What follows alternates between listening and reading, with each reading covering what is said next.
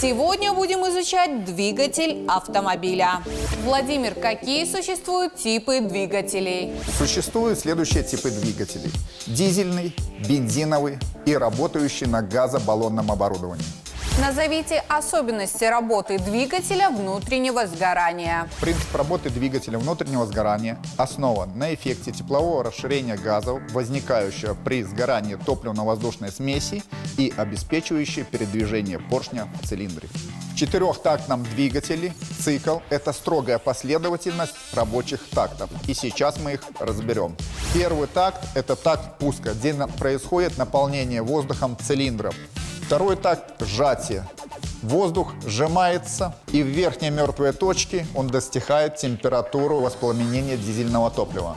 Третий такт – рабочий ход.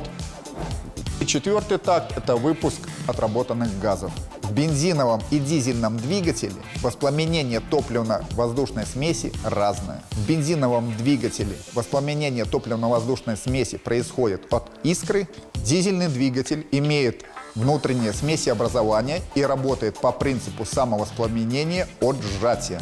Основные поломки двигателя автомобиля.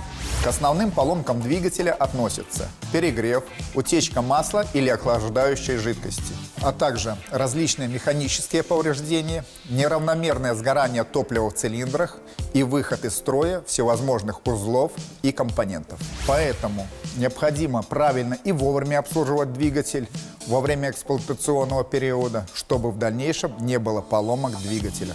Какой двигатель лучше – бензиновый, дизельный или с газовым оборудованием? Тяжело утверждать, какой двигатель лучше – дизельный, бензиновый или с газобаллонным оборудованием. У каждого есть свои достоинства и недостатки.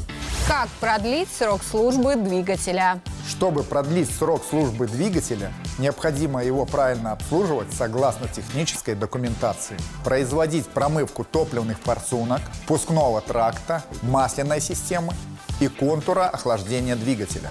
Применяйте качественные смазочно-охлаждающие жидкости, производите промывку, и ваш двигатель будет служить долго и надежно. Я желаю всем хорошего дня и отсутствия пробок на дороге.